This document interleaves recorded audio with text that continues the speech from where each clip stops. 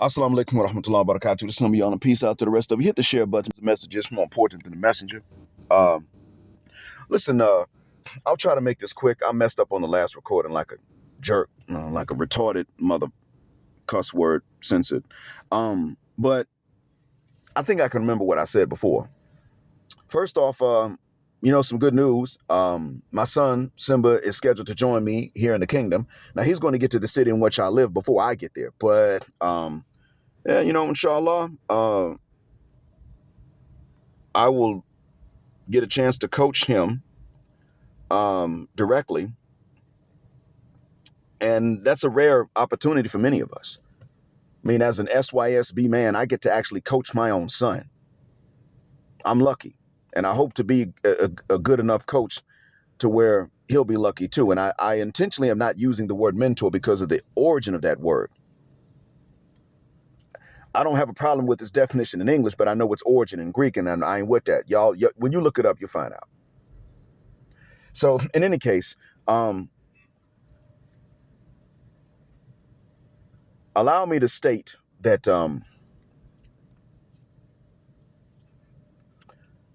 we talked about before this push to legalize buying and selling the box, and I want to point something out to you.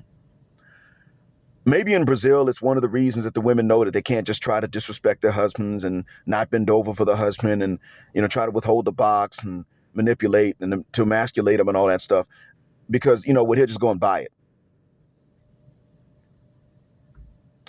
Maybe it is that in Thailand, it plays some role. In Japan, maybe it plays some role. But Thai, I don't know what Thai women do when they turn 40 and 35, but Korean and Japanese women are known to withhold the box after age 35 or maybe 40. They're known at some point to just stop, shut it down. And they want you to go and pay some other woman to bend her over and then go back home and do everything else that a husband would do except bend your wife over and stick it in her. Yeah, I know, it's sucked up, right? See, when buying the box is legal, understand that a lot of wives that like to emasculate their husbands don't mind that because they just don't want to sleep with their husbands, but they also don't want to give up their husband's benefits. Oh, there are Muslim women in the United States that are the same way. They may not want you telling them that, but they want you to just go and sleep with someone else. They don't want you to get married, and they are common. Don't think they're rare. Western Muslimas, especially African-American Muslimas, are actually maybe a third of the time, if not more than half, like that. They cut it off because you a black man and you ain't making white folk money. And if you are, they still don't know it because, they think white folk just automatically have more money. They think like non-Muslim black women that every other man is making more money than you automatically. And that, and maybe it's true, maybe it's not. But if so, it's still your fault. They don't blame the white man, they don't blame white supremacy, none of that. It's your fault. You're a no good, lazy N-word. How dare you have a libido for me? That's how they are.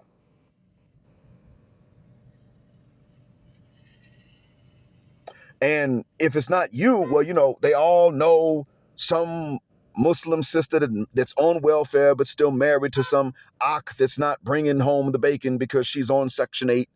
They all know some story like that and they project it onto you when you're not that way. The bottom line, they're going to withhold the box. They're going to do it. And a lot of them actually think that them cheating on you is not as bad as you cheating on them. They think them cheating on you is not as bad as you marrying another woman on them.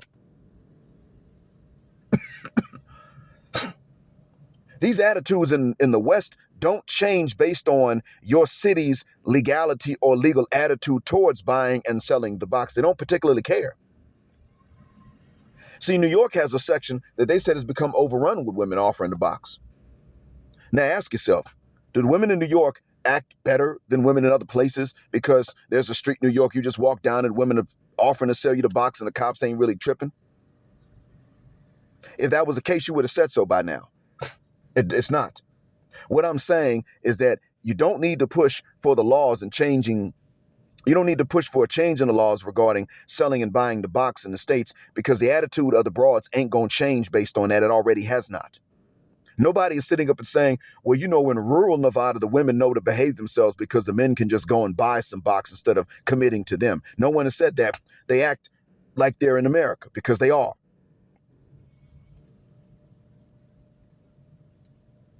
You see where I'm going with this? So what I'm going to tell you all, see what it is that a lot of ladies might actually want that to be legalized because they don't want to have to actually screw their husbands once they get bored to keep the family together. I say no. If she stops doing that, she's the one that broke up the family, not the husband for leaving. No, leave it on, put it on their shoulders, specifically the shoulders of their ovaries and cervixes. You married them.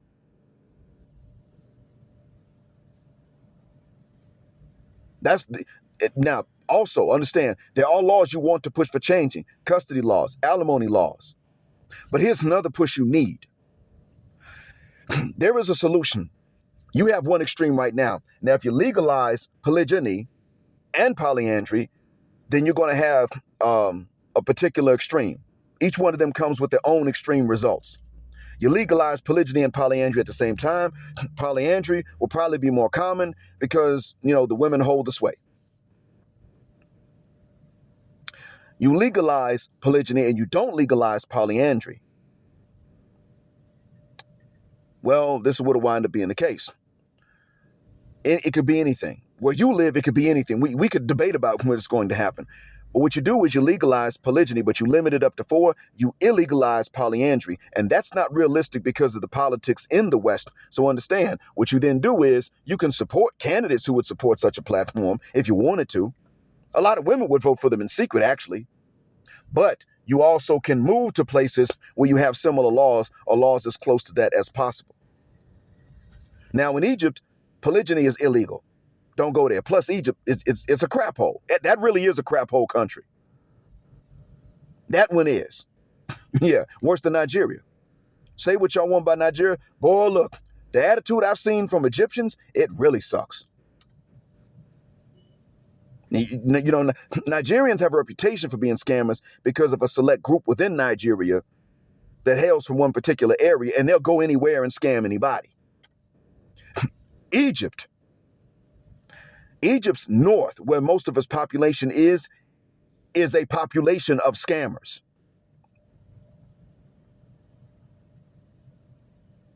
If not scammers, they're just not real serious about the jobs that they're doing. They hustle, but actually trying to be thorough in what they're doing, not ain't about that as a whole. How do I know? I'm in Saudi. You got a bunch of them here. And there are many honest Egyptians because there are many Egyptians. But they're not a big portion of their own population. And most Egyptians shun the ones that are honest. They don't hang out together. That's real. Don't ask me. Ask the Egyptians about that. I'm telling you what they said to me. I ain't making up nothing. They said this. I saw it with my own eyes, but they said it. When you talk to them by themselves, that's when they'll admit, yeah, it's a hard place to live in because we're hard people to live with. Walk up to one of them right here walk up to one of them right here where I am. A town. Developed, but it's a town. Ask them where Stevens Street is. You think there's going to be a street here named Stevens Street? Why would there be? Ask one of them. An Egyptian will scratch his head, look around and say, I swear to God, if you go in the south and east, it's in that part of the city or something like that. Instead of saying, I don't know, or even saying there is none, he's going to give an answer and try to brush you off.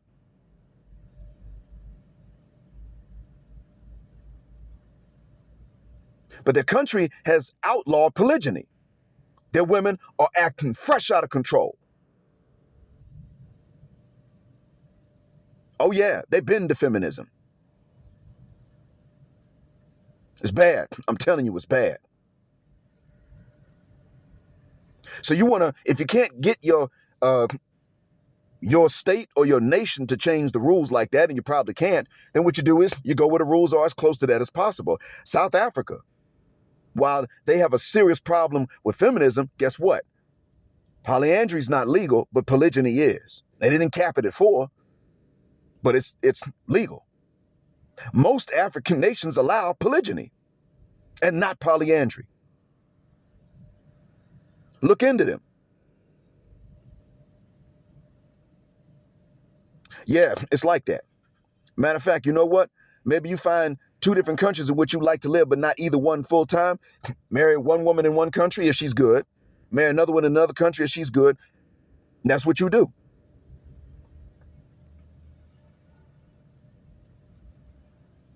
Now, understand, I have mentioned that many parts of Africa are falling under the sway of feminism, and many are resisting. And it depends on where you are. I'm aware it's big and it's diverse. But one thing that tends to be pretty common throughout is men are allowed to marry more than one woman. Women can't have more than one man.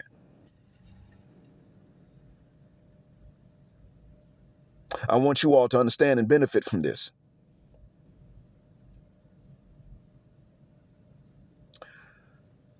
But just trying to make selling the box and buying the box legal is not going to work, because you know what? The society is still going to criminalize men. Where you are in the West, it's still going to criminalize. If it's not illegal, you'll still be criminalized because you're the guy and you might have enjoyed it too much. And that's how they feel about you.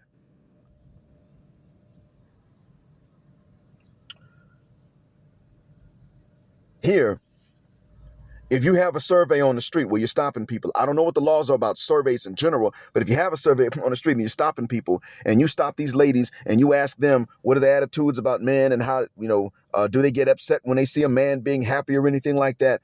The women with her face covered and nobody knowing who she is will sit up and say, no, I don't take any joy in seeing men suffer.